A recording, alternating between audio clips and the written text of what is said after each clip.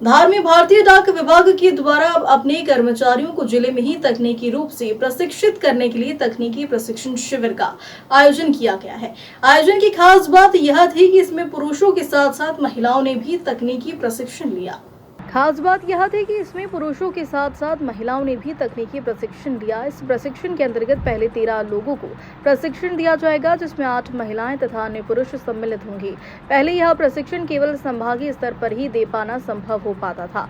इसका कारण था कि कर्मचारियों को खाने पीने, आवास तथा प्रशिक्षण केंद्र की व्यवस्था सुलभ नहीं थी, किंतु अब डाक विभाग के द्वारा जिला स्तर पर भी यह सब सुविधा कायम कर ली गई है। प्रशिक्षण के तौर पर पहले बीच में 13 लोगों को प्रशिक्षण किया जा रहा है, जिसमें भारतीय डाक विभाग की महत्वपूर्ण योजनाओं, उनके तकनीकी पहलुओं, कर्मचारी पूर्णतः प्रशिक्षित हो और ऐसी व्यवस्था संभागीय विभाग द्वारा की गई है। आज के प्रशिक्षण कार्यक्रम में प्रमुख रूप से भारतीय डाक विभाग के राष्ट्रीय अधिकारी सुश्री पोस्ट मास्टर जनरल प्रीति अग्रवाल ने, साथ में क्षेत्रीय महाप्रबंधक वर्मा जी ने भी कार्यक्रम में सहभागिता की। इसी के साथ साथ संभाग तथा जिले के अन्य कई वरिष्ठ अधिकारी भी प्रशिक्षण स्थल पर मौजूद थे। कार्यक्रम रखा गया, आज कार्यक्रम उपस्थित हुए, क्या कुछ हुआ?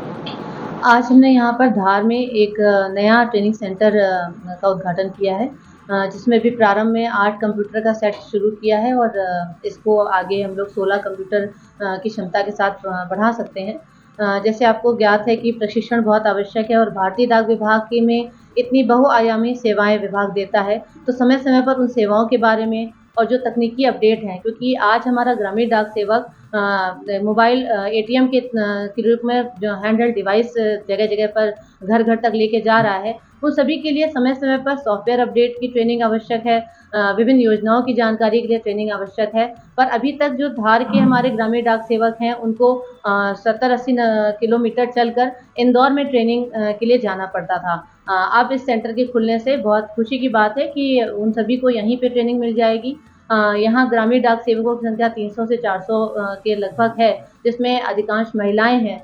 तो उन महिलाओं के लिए भी अब प्रशिक्षण लेना बहुत सहज होगा और उनको उनके घर के पास ही, उनके कार्य क्षेत्र के पास ही इस प्रशिक्षण की सुविधा मिल पाएगी।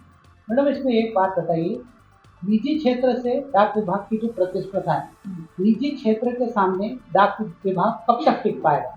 निजी क्षेत्र आज डोर पिकअप, डोर ड्रॉप जैसी सुविधाएं पोस्ट ऑफिस से आधी कीमतों में दे रहा है, तो क्या आदमी पोस्ट ऑफिस का चयन करेगा ऐसी स्थिति में?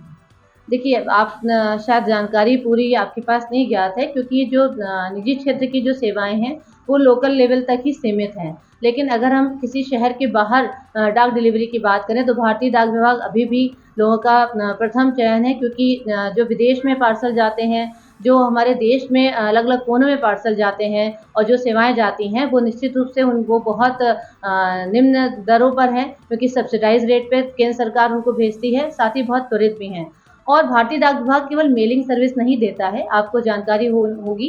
भारतीय डाक विभाग लघु बचत योजनाओं के साथ साथ बीमा की सुविधाएं दे रहा है, आधार अपडेशन एनरोलमेंट की सुविधा दे रहा है, पासपोर्ट सेंटर खोले जा रहे हैं। अभी हमने हाल ही में इसी सप्ताह रीजन का 7वां पासपोर्ट सेवा केंद्र खरगोन में खोला है। इसके अलावा ऐसा कोई क्षेत्र नहीं है, अभी नीट का एग्ज़ाम होने वाला है 4 मई को, उसके लिए भी जो उसके एग्ज़ाम की मटेरियल है, उसका डिलीवरी, उसका डिस्पैच भारतीय डाक विभाग को दिया गया है। तो विभाग के पास ऐसी बहुत सारी बहुआयामी सेवाएं हैं, जो मुझे नहीं लगता है कहीं से भी निजी क्षेत्र की प्रतिनिधित्व के में आती हैं, क्योंकि ये केंद्र सरकार का उपक्रम है और केंद्र सरकार की जितनी भी बहुत जिम्मेदारी वाली सेवाएं हैं, जन कल्याणकारी योजनाओं के डिसबर्समेंट हैं, डायरेक्ट बेनिफिट ट्रांसफर्स हैं, लाडली बहना योजना की जो खाते हैं, इसके अलावा जो वृद्धावस्था पेंशन योजना की डोर स्टेप उनकी जो वितरण किया जाता है पैसा, ये सब भारतीय डाक विभाग के माध्यम से ही है और अपना एक बैंक भी है जो कि इंडिया पोस्ट पेमेंट बैंक के रूप में काम कर रहा है। और मैडम, इंडिया पोस्ट बैंक जो है ये सभी दूर रिक्रूटमेंट नहीं होता है, सभी दूर इससे राशि प्राप्त नहीं हो सकती। नहीं, आप निजी बैंक का जो एटीएम होता है तो कहीं पे भी लगेगा, कहीं पे भी पैसा ड्रॉप हो निजी बैंक का एटीएम कुछ किलोमीटर पे होता है और इंडिया पोस्ट पेमेंट बैंक का एटीएम मोबाइल एटीएम है, जो कि लोगों के घरों तक जाकर उनको आधार एनेबल्ड पेमेंट सिस्टम के माध्यम से घर पर थंब इम्प्रेशन के माध्यम से पेमेंट दे रहा है। तो जो निजी बैंकों के एटीएम है वो कुछ सीमा तक ही है एक जिले में, और हमारा हर ग्रामीण डाक सेवक चलता फिरता एटीएम है। धन्यवाद।